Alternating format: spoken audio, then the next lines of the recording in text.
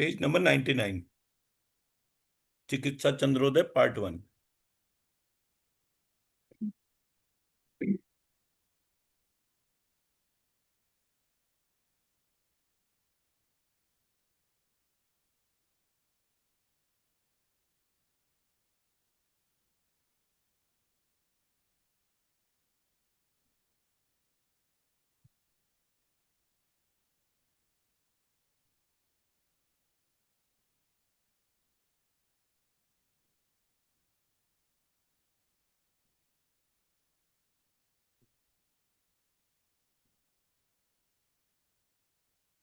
जी।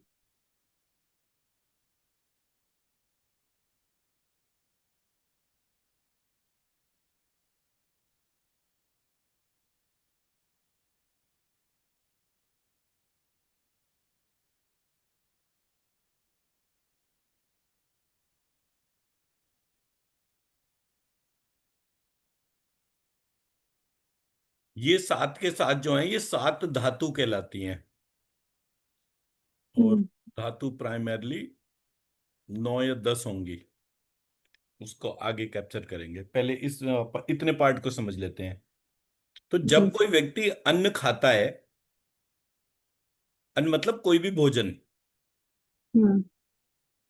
तो जब आप भोजन करते हैं, तो भोजन करने से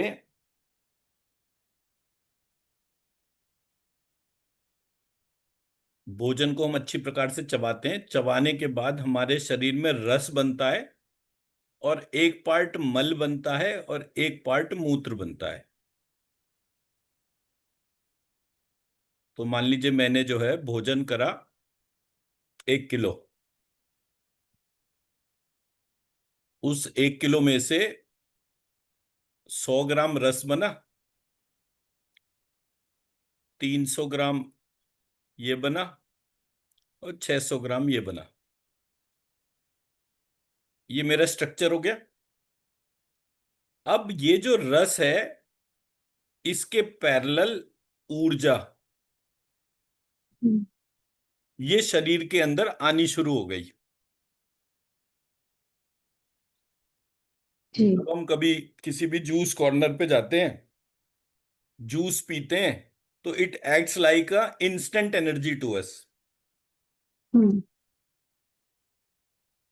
ठीक है, बिकॉज उसमें से जो काम का भाग नहीं था वो हट गया। जी। हम्म। आपको ऊर्जा प्लस रस मिला, और ऊर्जा प्लस रस पीते ही आपके भीतर जो है वो ऊर्जा जागनी शुरू हो गई। हम्म। कभी भी आप भोजन के बाद रस पीना शुरू कर दीजिए। फ्रूट जूस, फ्रेशली हम्म। प्रिपेयर्ड फ्रूट जूस, ये वाले नहीं, हम्म। डिब्बे पैक वाले नहीं, जी। फ्रेश हम्म। हम्म। फ्रूट जूस कोई सा भी हम्म। ले लीजिए। हम्म। और उसको भोजन करने के बाद में पीना शुरू कर दीजिए। ऑरेंज जूस हम्म। ले लिया, मौसमी जूस ले लिया, पाइनएप्पल जूस ले, कोई सा भी, मतलब आपने खाना खा लिया। खाना खाने के हम्म। बाद 1 कप जूस जो है उसे बहुत धीरे धीरे सिप कर करके पीना शुरू करिए। आप देखिए आपका डाइजेस्टिव हम्म। सिस्टम इंप्रूव हो जाएगा। हम्म। ठीक है जी। अब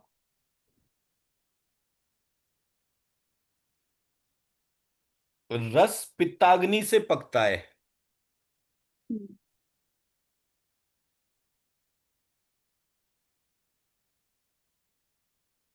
मतलब पित्त में जो अग्नि होती है उससे पकता है। पकने से स्थूल भाग रस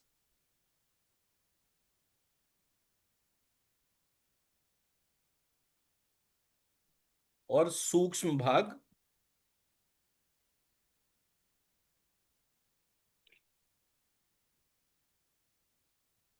रक्त और मल में कफ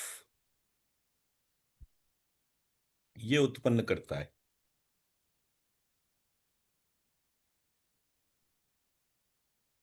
तो तीन चीजें प्रोड्यूस हो गई, एक, हम्म। दो और तीन। अब आगे बढ़ते हैं। रक्त जब पकता है तो पकने पर स्थूल भाग रक्त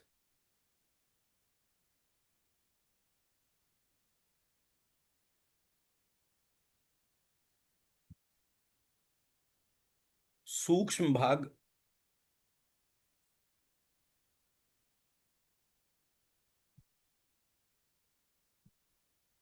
मांस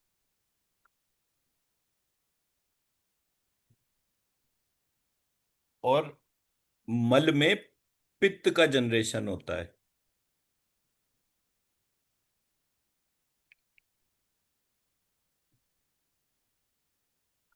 मांस जब पकता है तो पकने पर स्थूल भाग मांस,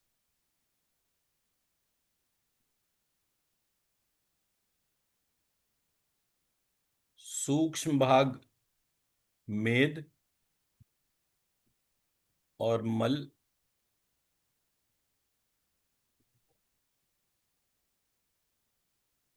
नाक कान का मैल।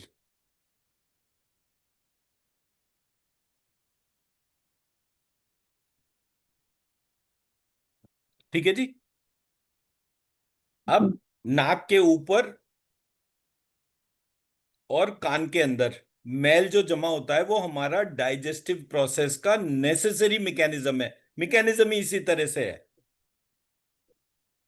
हम्म। जी। ठीक है जी। अब मेद जब पकता है तो स्थूल भाग मेद, सूक्ष्म भाग अस्थि और मल में पसीना।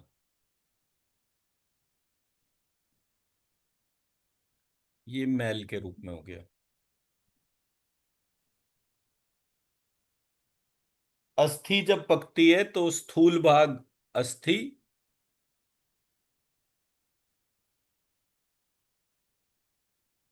सूक्ष्म भाग मज्जा और मल के रूप में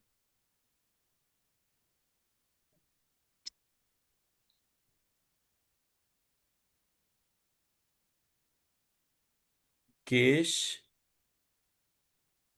और रोम। ये मैल के जैसे माने गए।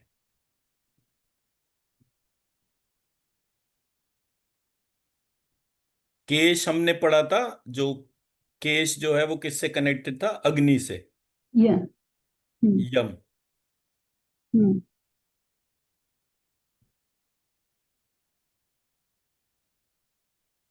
फिर मज्जा जो है उसके पकने पर स्थूल भाग शुक्र का उत्पन्न होता है। ओ सॉरी, स्थूल भाग मज्जा का तैयार होता है और सूक्ष्म भाग शुक्र का तैयार होता है और मल के रूप में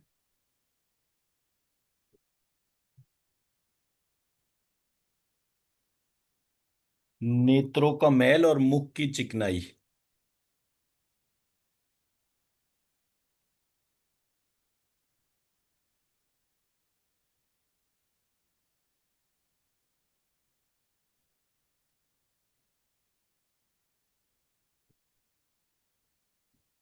जैसे हम सुबह सुबह उठते हैं तो देखते हैं मुंह पे बिल्कुल चिकनाई जैसा वो चिपका हुआ निकलता है ऐसे। अगर टॉवल से साफ करें तो डार्क सा वो आता है। आंखों में जी। कीचड़ जमी हुई होती है। हम्म। तो ये दोनों कहाँ से आ रहे हैं? मज्जा के मजस। पकड़ से। हम्म। अब ये जो शुक्र है इसके पकने पर स्थूल भी शुक्र है और सूक्ष्म कुछ भी नहीं है और मल कुछ भी नहीं है।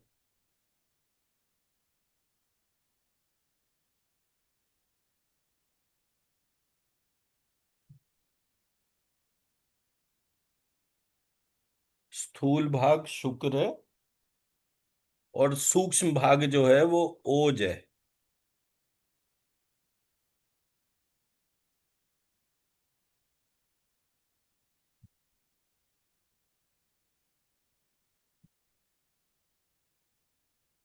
तो जब हम ध्यान से देखते हैं पूरे सिस्टम को तो हम्म। धातु और धातु का मेल, ये दो डोमेन हमारे सामने आती हैं। हम्म।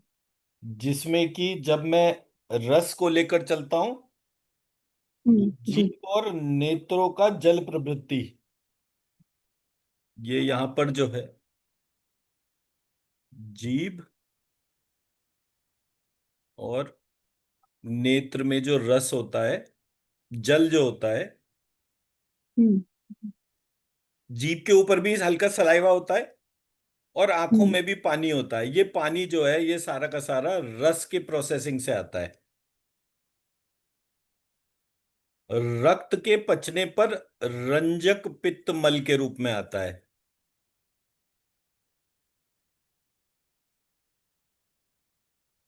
मांस के पकने पर कान का मैल।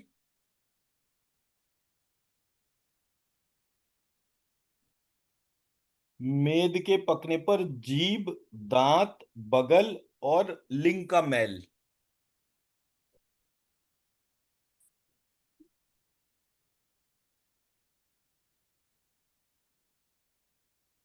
अस्थि के पकने पर नाखून, बाल, रोम प्रभृति। नाखून, बाल और रोम। मज्जा के पकने पर आंखों की कीचड़ और मुख की चिकनाई, ये हमने कवर कर लिया। शुक्र के हम्म। पकने पर मुहासे,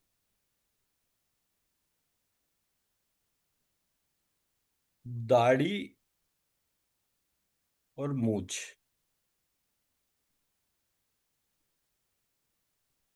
ये इसकी साइक्लिकल एक्टिविटी हो गई जो इस प्रोसेस में है। अब आप मुझे ये बताइए, ये जितना भी एलोपैथिक प्रोसेस जो है वो क्या डिक्लेयर हम्म। करता है कि आप ब्लड डोनेशन करें।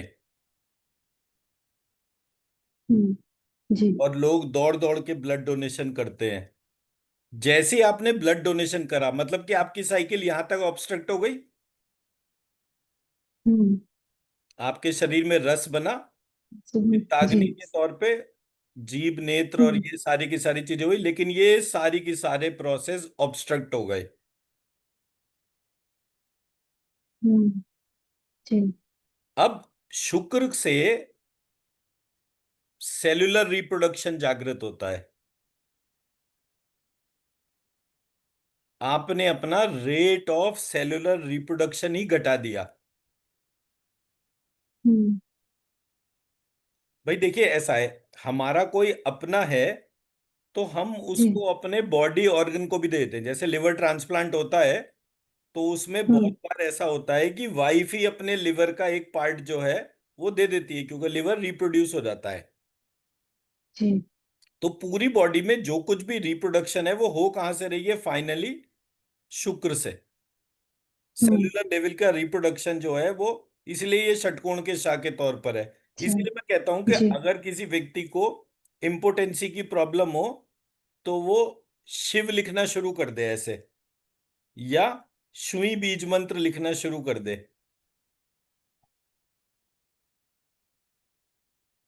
ये बीज मंत्र लिखने से मैस्कुलाइन का मैस्कुलिनिटी, फेमिनाइन का फेमिनिटी, दोनों ही इंप्रूव हो जाएंगे।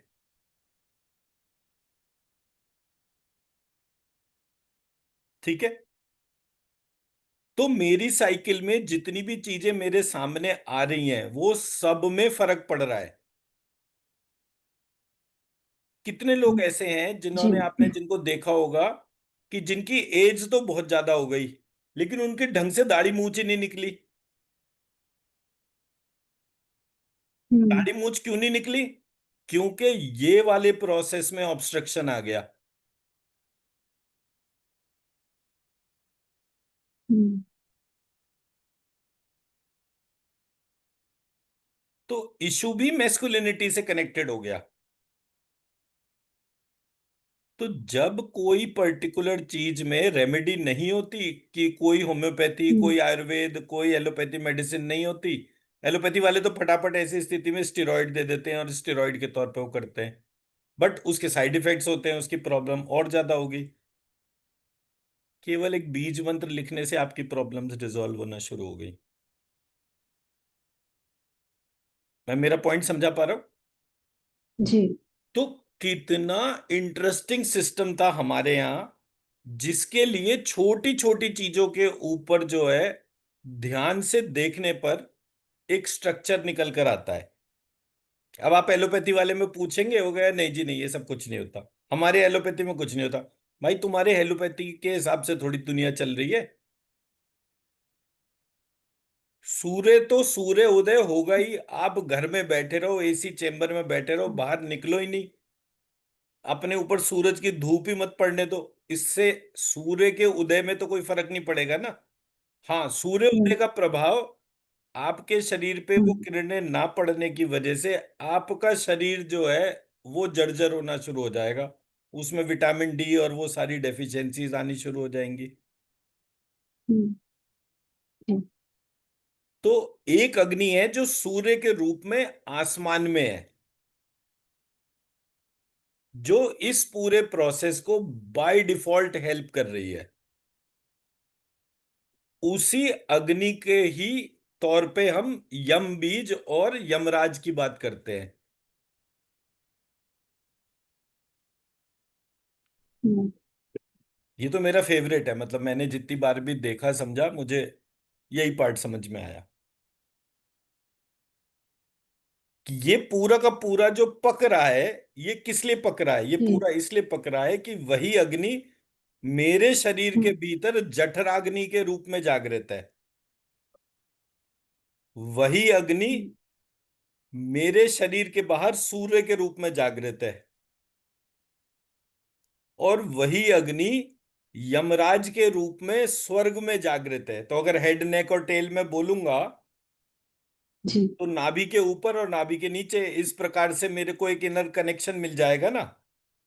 तो हम्म। जो अग्नि देव है या यज्ञनी हम्म। देव है या यमराज है, ये उसके अलग अलग नाम है, पर उसका रोल प्ले कितना बड़ा हो रहा है।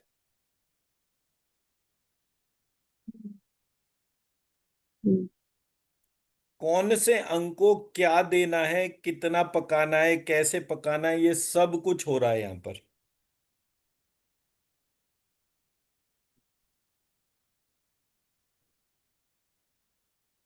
हम्म। तो आयुर्वेद जो है एक कॉन्सेप्ट पे बेस्ड है, उसको कहते हैं ब्रह्मचर्य पालन।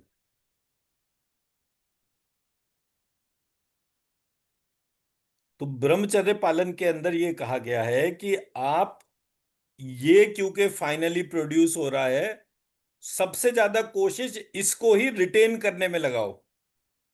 क्योंकि कोई भी बॉडी तब तक स्ट्रांग है जब तक उसके अंदर सेलुलर रिप्रोडक्शन की पावर है, वो ग्रोथ जी। को सस्टेन कर पा रही है। जैसे ही सेलुलर रिप्रोडक्शन की पावर जो है वो डिक्लाइन होना शुरू करती है, इमीडिएटली एजिंग इफेक्ट आ जाता है और व्यक्ति धीरे धीरे करके बूढ़ा होना शुरू हो जाता है। जैसे दाढ़ी मूंछ बचपन से नहीं निकलती, मुहासे बचपन में नहीं निकलते, कब निकलते हैं? एडोलेसेंस की फाइनल स्टेज में।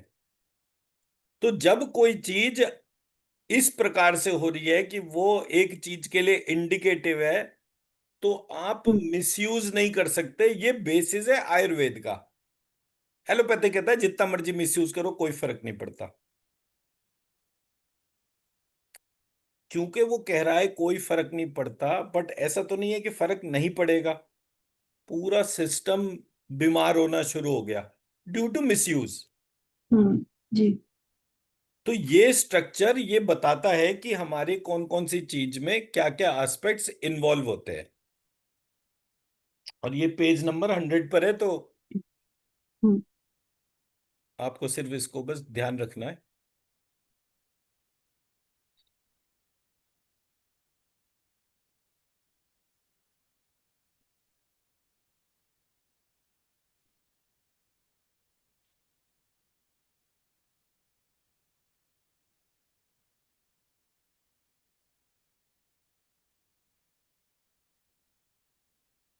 अब सेकंड पार्ट पे आते हैं, विच इज सात उपधातु। ये धातु हो गई। हम्म। जी। अब उपधातु, रस की उपधातु है दूध, रक्त की जो उपधातु है वो है रज या मासिक धर्म।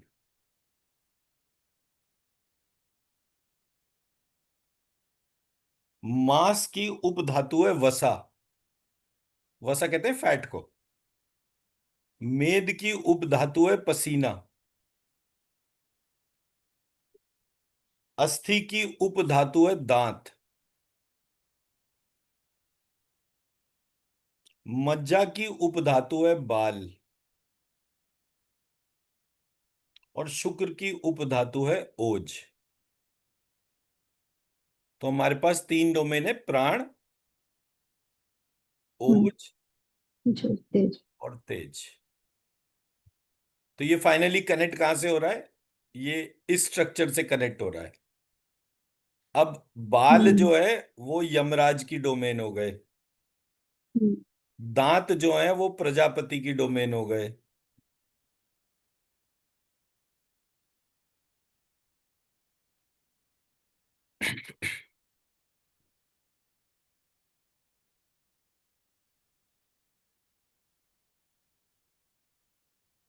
शुक्र शिव की डोमेन हो गए। रज शक्ति की डोमेन हो गई। एंड हेंसफोर्थ ये स्ट्रक्चर जो है, हम्म।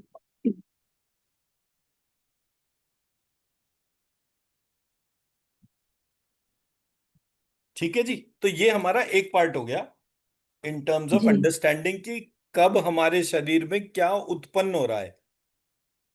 हम्म। अब जिस तरह से ये मेरे शरीर के भीतर उत्पन्न हो रहा है, जी। महालक्ष्मी का शरीर पूरी कॉस्मोलॉजी है। हम्म।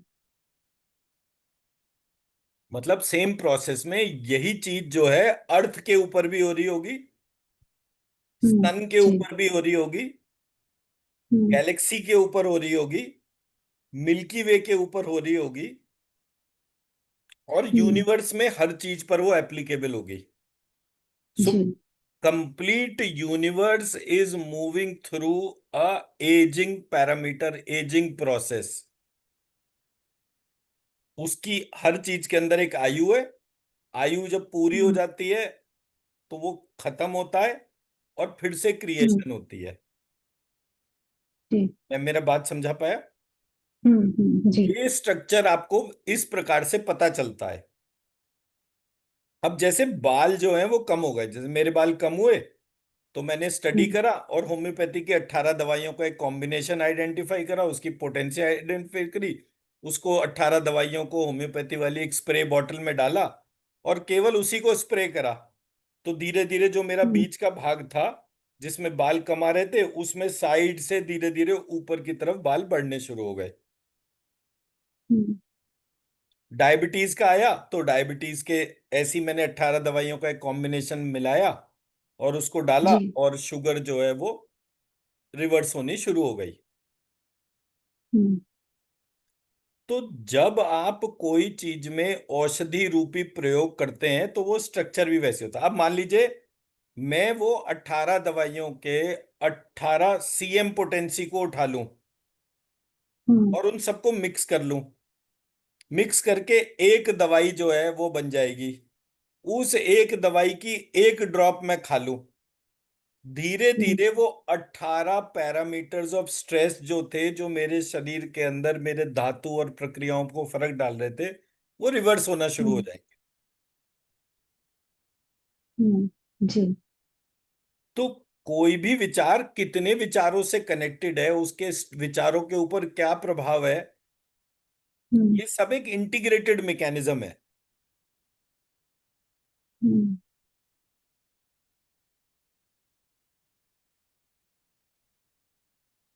तो जब आप एक एक पार्ट को देखते जाएंगे, उसके अंदर इतने सारे छोटे छोटे छोटे करके इतने सारे पॉइंट्स मिलते हैं कि आपको वो पूरा सब्जेक्ट ही ऐसा लगता है कि अरे, ये इतना सारा पार्ट तो मुझे बिल्कुल सिरे से ही नहीं पता।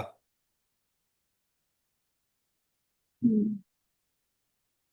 तो जब आप डिजीज पढ़ते हैं तो डिजीज हम्म। पढ़ने से पहले एनाटॉमी फिजियोलॉजी पता होनी चाहिए। भाई शरीर की अगर आपको एनाटॉमी फिजियोलॉजी नहीं पता होगी तो कैसे करेंगे? सेम वे, एनाटॉमी फिजियोलॉजी पढ़ने का जो बेस्ट तरीका है वो आयुर्वेद ने दिया है। न्यूरो एनाटमी, हॉर्मोन्स और ये वाली चीजें जो हैं वो एलोपैथी में बड़ी अच्छी हम्म, तरीके से डिस्क्राइब्ड है, बट कोर में वो भी जी। स्ट्रक्चर को मिस करती हैं। बेस क्या है कि हमारे देश में इतने लंबे समय तक गुलामी रही है कि, और वो लोग गुलामी के तौर पे पनप गए जिनको हम्म, की बहुत ज्यादा चाटुकारिता, चमचागिरी, ये सब करने की आदत थी। तो उन्होंने अपनी बात को मनवा लिया और अपनी चीज को कर लिया। वहां पर ये कंसिडरेशन नहीं था कि ये राइट है या रॉन्ग है। अगर कोई व्यक्ति स्ट्रांगली बोले कि allopathy doesn't know what exactly medicine is, Ayurveda knows, ऐसे आयुर्वेदा के एक्सपर्ट नहीं है। हम्म, मेरे गुरुजी के पास में एक एक टाइम पे 20-20 एम से डॉक्टर्स आते थे जो केवल हार्ट पर ही डिस्कशन करते थे कि गुरुजी आप कैसे कर देते हो, और यहां पर जो है हमारे को वो चीज नहीं आती। So what I am trying to say is कि सब्जेक्ट को पहले उस पैशन से पढ़िए तो सही। अगर सब्जेक्ट पढ़ा ही नहीं जाएगा तो वो अपने हम्म, रिजल्ट्स कैसे देगा जो उससे एक्सपेक्टेड है। फिर जितने मिसिंग लिंक्स हैं, मिसिंग लिंक्स को बनाना भी पड़ेगा। क्यों? क्योंकि मेरे देश की मैन्युस्क्रिप्ट ही उठा के ले गए। भाई तुम कोहिनूर उठा के ले गए समझ में आता है, बट मैन्युस्क्रिप्ट ही उठा के ले गए। अब मैन्युस्क्रिप्ट क्यों उठाई गई? क्योंकि 1700 1800 के बीच में आप देखिए ये सारे साइंटिस्ट तभी पैदा हुए। Otherwise the entire hmm, Europe and Britishers were nothing but tribals.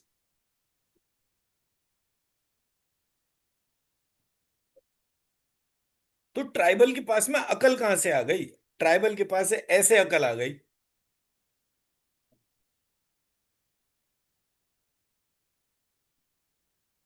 Core work मेरे ही देश में हुआ था और वो बहुत कंप्लीट था। अब इसका दूसरा पार्ट, हम्म, हम्म, वेद में ऋग्वेद से बना धनुर्वेद, यजुर्वेद से बना आयुर्वेद, अथर्ववेद से बना अर्थशास्त्र, और सामवेद से बना गांधर्व वेद।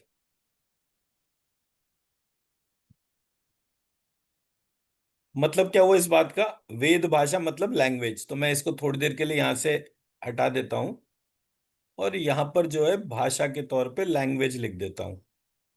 अब लैंग्वेज में क्या होता है? स्वर होते हैं, व्यंजन होते हैं,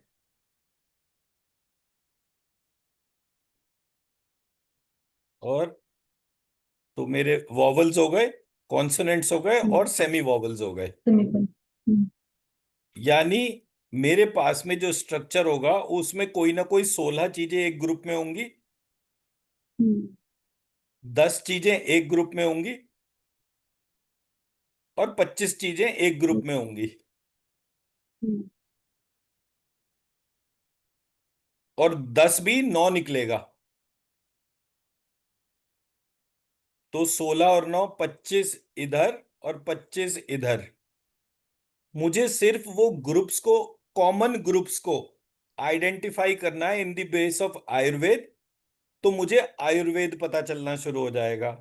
इन द डोमेन ऑफ धनुर्वेद मुझे धनुर्वेद पता चलना शुरू हो जाएगा। इन द डोमेन ऑफ अर्थशास्त्र मुझे अर्थशास्त्र पता चलना शुरू हो जाएगा। In the domain of music मुझे म्यूजिक पता चलना शुरू हो जाएगा।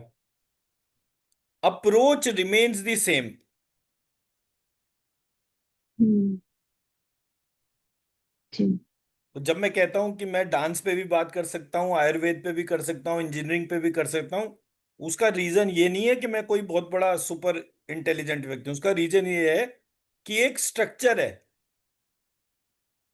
हमारे यहाँ एक स्ट्रक्चर है जिसमें कि संपूर्ण पार्ट जो वेद, उपनिषद, पुराण, तंत्र इन सब में दे रखा है हम्म, वो एक ही स्टैंडर्ड पे बना हुआ है। मैं मेरी बात समझा पा रहा हूँ? जी। तो जब आप उस स्टैंडर्ड को डिकोड करेंगे, अब कोई मेरी किताबें उठा के ले गया तो मैं कहां से अपनी मन मर्जी की कहानी बना दूंगा? हम्म, तो क्यों ले गया उसका रीजन आइडेंटिफाई हो रहा है। अब ले गया तो क्या मैं सारी जिंदगी यही रोता रहूं या बनाई दूं पूरा वापस? जी। तो जब आप हीलिंग करेंगे तो आप हीलिंग करते वक्त ये रिक्वेस्ट डालिए कि माँ, आपके पास में एक दिव्य ज्ञान है जो किसी किताब का मोहताज नहीं है। हम्म। हमारी जो इनर वॉइस है उसके माध्यम से आप मुझे वो सारे सब्जेक्ट को वापस से जोड़ने की प्रेरणा दीजिए। जब आप अपने भीतर उस इनर वॉइस को रिक्वेस्ट करेंगे, फटाफट फटाफट सारी चीजें आनी शुरू हो जाएंगी। ऐसे मुझे आ रही हैं।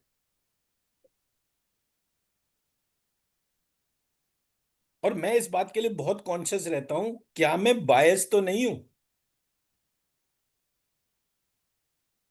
मुझे ये छलनी से छानना पड़ेगा कि कौन सी कोर मेरी ऐसी इनर वॉइस है जो मुझे सब्जेक्ट हम्म। पढ़ा रही है। कहीं ये तो नहीं कि जो नॉलेज मैं ऑलरेडी अटेन कर चुका उसी के हम्म। इन्फ्लुएंसेस मेरे पास में आ रहे हो।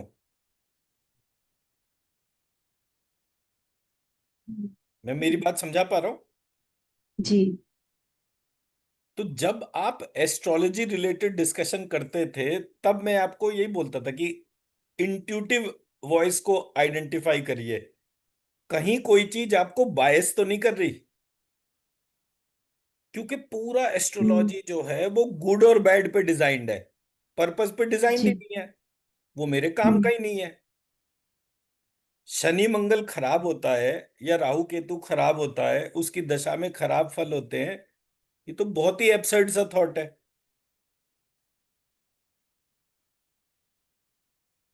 खराब तो होते ही नहीं है। वो उस डोमेन को ब्रिज करते हैं जो डोमेन सनलाइट जिसको नहीं देखती। वहां पे सैटर्न की दशा काम करती है। ऊपर वाले के दो ही ऑब्जेक्टिव हैं। एक, आपको कैसे ज्यादा से ज्यादा बड़ा धनवान बनाए। बी, कैसे आपको ज्यादा से ज्यादा स्वस्थ रखे। ऊपर वाले ने ऐसी कोई चीज नहीं बनाई जो इन दोनों को छोड़ के तीसरी डोमेन की बात करे। आप कैसे ज्यादा से ज्यादा धन कमाएं और कैसे ज्यादा से ज्यादा जी। हेल्थ कमाएं, ये ऊपर वाले का प्रिंसिपल है। बट जब दशा आई और आप हम्म। लग गए उल्टे कामों में। मान लीजिए किसी के पास में कोई आदमी जो है बड़ी मेहनत करता था, सुबह जल्दी उठता था, फिर काम करता था, फिर रात को जो है देर रात तक मेहनत करके खाना खा के वो सोता था। फिजिकली भी फिट था, मेंटली भी एक्टिव था। उसको मिल गया बहुत सारा पैसा, उसने काम करना ही बंद कर दिया। सुबह जल्दी उठता था, सुबह जल्दी उठना बंद कर दिया, आराम से पड़ा रहता। रोग आ गया। तो जो हम्म। चीज जो सूर्य के प्रकाश से नहीं दिखती वो शनि के प्रकाश से दिखती है। इसलिए ये कहा गया कि शनि की 27 27 27 साल की दशा होगी। वो हम्म। दशा जो है वो आपको जो है पहली वाली ज्ञान देगी, दूसरी वाली धन देगी, तीसरी वाली फिर ज्ञान देगी। पर वो तीनों की तीनों साइमल्टेनियसली ज्ञान भी दे सकती है, धन भी दे सकती है। ऐसा क्यों नहीं है? क्योंकि हम ही वहां पर हम्म। अटके हुए हैं।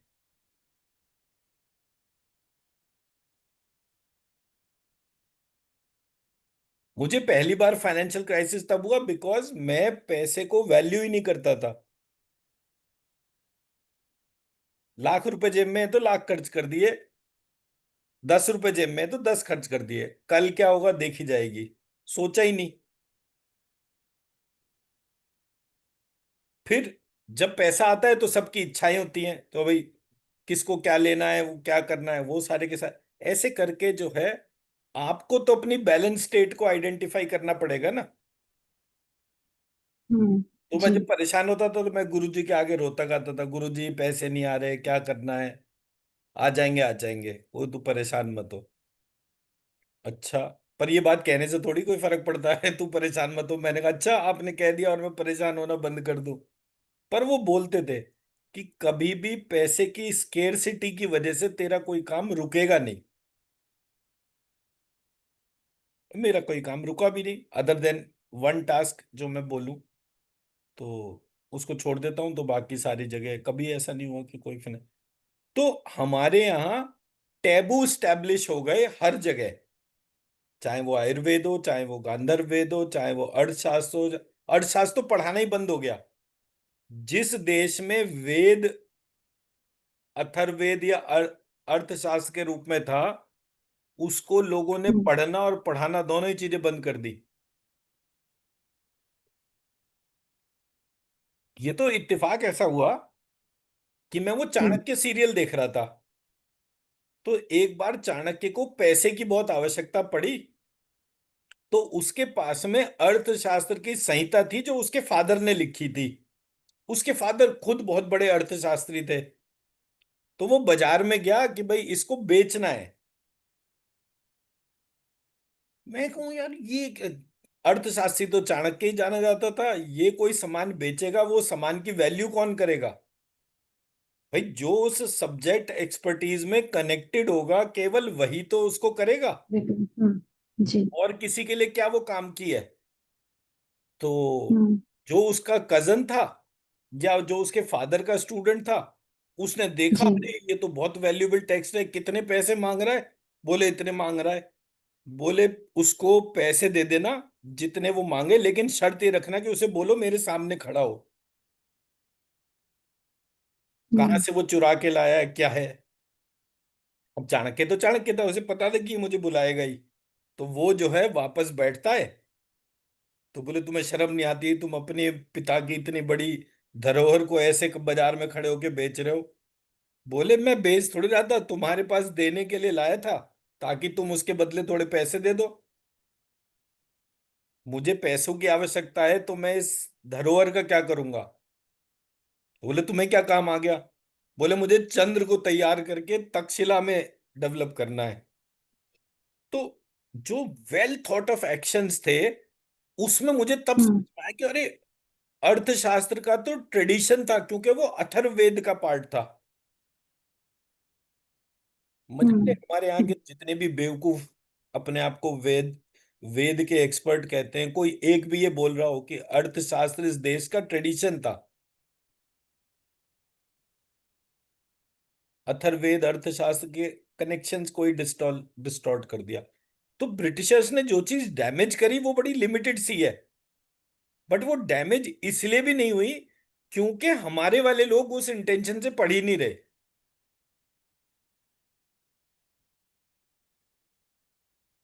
ये जिस तरह से मैंने आपके सामने स्ट्रक्चर रखा है, इस जी। स्ट्रक्चर को आप ध्यान से देखें। अगर ये फिल्म इंडस्ट्री नहीं होती तो ये भी खत्म था। ये खत्म हम्म, हो चुका, ये खत्म हो चुका। ये जरूरत है बिल्कुल बहुत बुरी, इसलिए जो है ये बचा हुआ है। अदरवाइज आप देखिए, इस देश के हम्म, अंदर धनुर्वेद खत्म हो गया। जिस देश के अंदर कृष्ण अर्जुन राम जैसे लोग हों, उस देश से धनुर्वेद खत्म हो गया।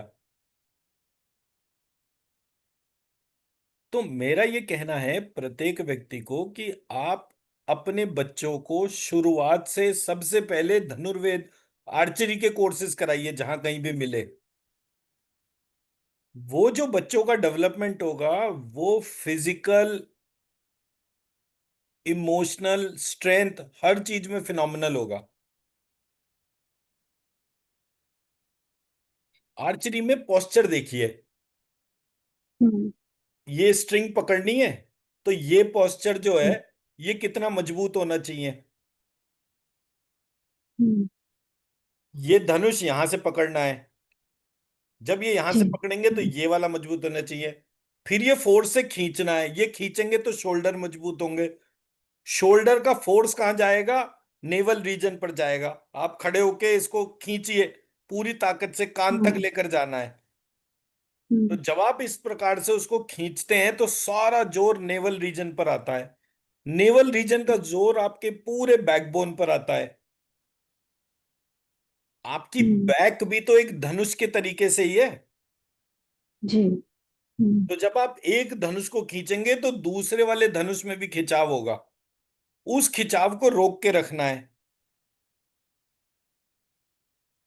हम्म, सतत वर्षों तक अभ्यास के बाद जब धनुर्धारी खड़ा होता है, तब वो वाली चीज आती है जो वो बाहुबली के अंदर डायलॉग आता है कि वो जो रानी जो है उसकी सेकंड पार्ट में वो कहती है, एक धनुर्धारी के हाथ भला मैं ना पहचानूंगी। तब वो वाली चीज वहां से क्लियर होती है कि देखो, इनको केवल हाथ को देखकर इतना आइडिया हम्म। हो रहा है कि जी। कौन आर्चर है कौन नॉन आर्चर है।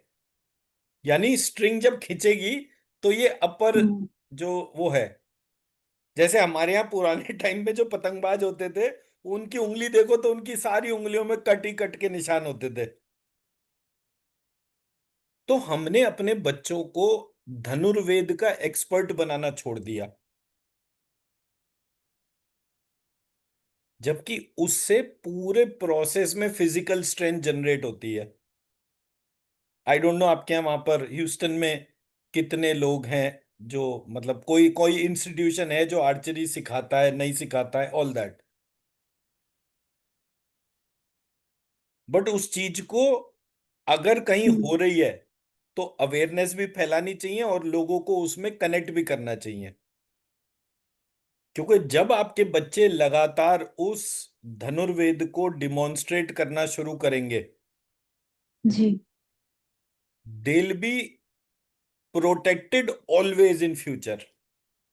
उन्हें पता है कि उन्हें आने वाले टाइम में क्या करना है कैसे करना है। क्योंकि धनुर्वेद के साथ सबसे बड़ा जो डिसिप्लिन जागता है वो शरीर को हम्म। फिनोमिनली स्ट्रांग बनाने का होता है।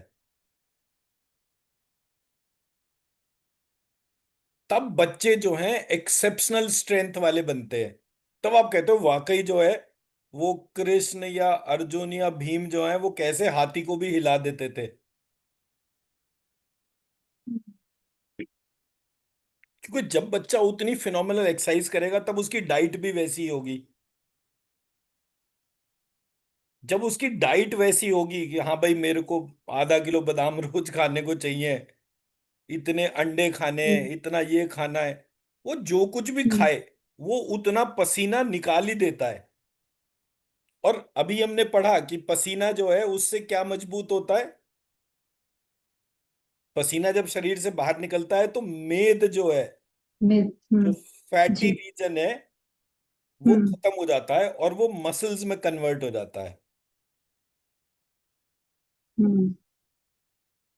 और जी। जब वो फिनोमिनल मसल पावर जागती है तो वो बच्चे भी हम्म। ऐसे ही होते हैं कि उनको जो है देखने के लिए लोग आते हैं। जैसे राम और लक्ष्मण या कृष्ण और बलराम जब बाजार में घूमते थे तो उनकी फिजिकल ब्यूटी को देखने के लिए लोग आते थे कि अरे इतने शक्तिशाली इतने सुंदर।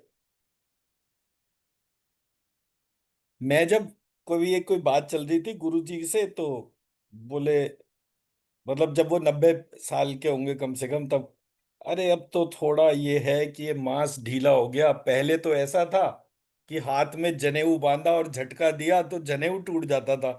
मसल स्ट्रेंथ के तौर पे वो बता रहे थे। अब जनेऊ में सोचिए कितने सारे धागे होते हैं, तो हम्म। इतने जी। मल्टीपल स्ट्रिंग्स जो है जब एक साथ उसके डाल के वो करते थे तो मसल एक्शन से ही वो टूट जाता था। हम्म। 5,000 दंड बैठक लगाते थे तो वो अपनी मस्कुलर पावर के तौर पे थे। 70 साल की एज में तो एक बार एक सांड बिदक गया था बिल्कुल वहां पे आश्रम में। तो 70 साल की उम्र में तो दौड़ के उन्होंने एक सींग से वो सांड को कब्जे में कर लिया। घोड़ा चलाने के तौर पे बारी आई तो वो घोड़ा, किसी ने बोला कि ये बहुत तेज दौड़ता है घोड़ा, तो वो उसके ऊपर बैठ के दौड़ने लगे। मतलब वो घोड़े पर चले बहुत देर तक, और जब वो वापस आए तो देखा वो घोड़ा भी खून की उल्टी कर रहा था। उस पे उतना दौड़ा ही नहीं गया जितने वो दौड़ाने के हिसाब से वो अपने आप को। तो हर एक हम्म। एक्सट्रीम जो फिजिकल डोमेन के तौर पर है जी। उसका फर्क है। तो सिस्टमैटिकली हमारे थॉट्स में से स्ट्रेंथ को दूर करा जा रहा है। जितने ज्यादा हम रोगी होंगे उतना ही तो डॉक्टरों का भला होगा ना। जी। अगर सारे ही स्ट्रेंथ वाले लोग हो गए तो डॉक्टर्स का भला कौन करेगा। ये प्रॉब्लम है पूरे प्रोसेस में। हमारी डाइट बिल्कुल खत्म कर दी। अब देखिए मैंने ये सारा सिस्टम आपको दिखाया, भोजन करने के बाद फाइनली क्या बनता है? बोले वीर्य बनता है। अब भोजन काम का कौन सा है जो वीर्यवर्धक हो? क्योंकि आपको सबसे ज्यादा जो रिक्वायर्ड है वो सेलुलर रिप्रोडक्शन रिक्वायर्ड है। पावर टू डू जी। सेलुलर रिप्रोडक्शन रिक्वायर्ड है। अगर सेलुलर रिप्रोडक्शन नहीं होगा तो बॉडी में ग्रोथ ही नहीं होगी। तो मुझे भोजन वो करना चाहिए जिससे कि वीर्य बने ज्यादा से ज्यादा, या वो भोजन करना चाहिए जिसमें वो हो ही नहीं? हम्म। तो जी। मैं अपने फंडामेंटल पर्पस से ही डेविएट हो गया।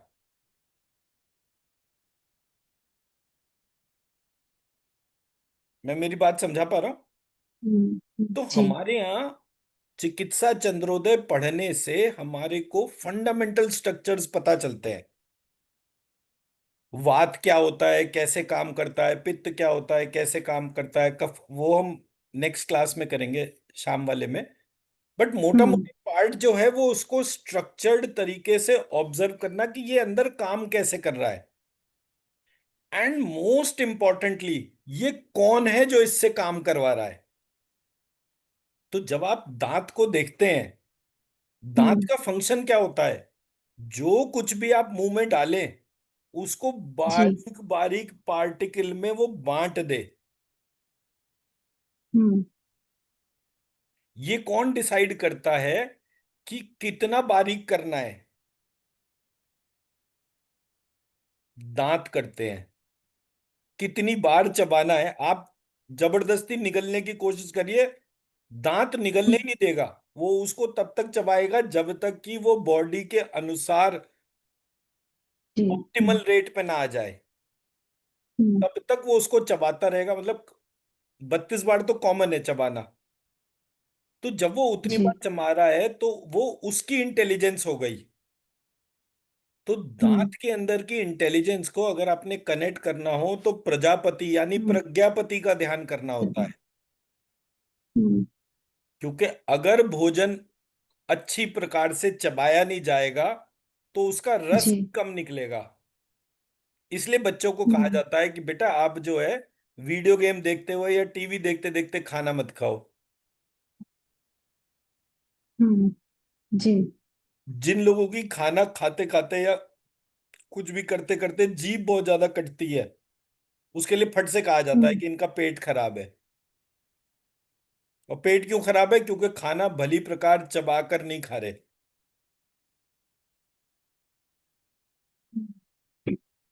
तो छोटी छोटी चीजों को जब आप आइडेंटिफाई करेंगे कि आपको डूज एंड डोंट्स के तौर पे। अब मैं तो खैर किस्मत की बात है कि मेरे पास एक व्यक्ति था जो 100 साल का था। अदरवाइज ये काम कायदेसर दादी नानी का था। अब हो गई न्यूक्लियर फैमिली, वो दादी नानी भी जो है हम्म। टीवी सीरियल ही देख रही है और कुछ नहीं कर रही। तो पूरे प्रोसेस में नॉलेज का लॉस हो गया। मैं मेरा पॉइंट समझा पाया? जी। तो नॉलेज हम्म। लॉस से अपने आप को बचाने के लिए स्ट्रक्चर्स को देखना पड़ेगा। स्ट्रक्चर्स के लिए क्वेश्चनिंग करनी पड़ेगी। क्वेश्चनिंग के बाद आपको डिजीज पैटर्न का एनवायरनमेंट समझ में आएगा, डूज एंड डोंट समझ में आएंगे, तब चीज होगी।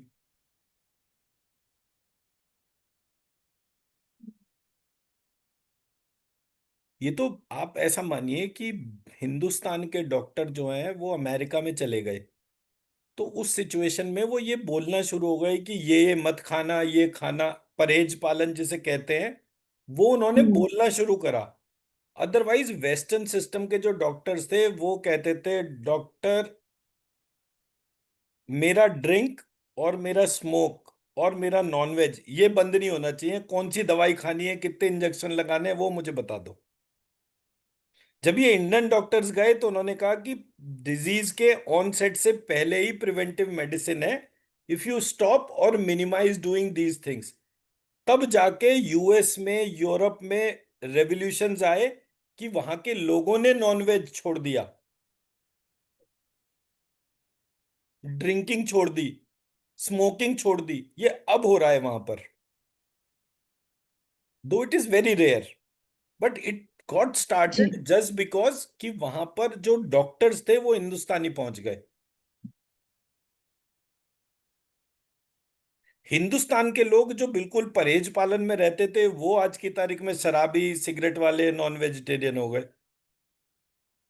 अब प्राइमरली कुछ ही कम्युनिटीज थी, जो कम्युनिटी के जितने ज्यादा लोग विदेश में गए वहां पर हम्म। उतने ही ज्यादा वो चीजें वहां पर आ गई उन फैमिलीज के तौर पे। जैसे सरदार गए, पंजाबी गए, तो सरदार और पंजाबियों में सबसे पहले जो है दारू पीना, नॉनवेज खाना, ये महिलाओं के तौर पर भी आ गया। पूरी पूरी फैमिली जो है ड्रिंकिंग और उसके तौर पर आ गई। केरला वाले लोग जो है वो गए तो वहां के हिसाब से हुआ, ऐसे करके मतलब हर कम्युनिटी के, जिस कम्युनिटी के भी ज्यादा से ज्यादा लोग विदेश में गए वहां पर वो चीजें बढ़ गई। और जो लोग यहीं से ही सेल्फ रेस्ट्रेंट वाले थे, अपने आप को रोकने वाले थे, वो वहां जाकर भी नहीं हुए। उनकी वजह से वहां की कम्युनिटीज ट्रांसफॉर्म हो गई। ऐसे करके ये पूरा सिस्टमैटिक स्ट्रक्चर चला। जी। जी। ठीक है जी।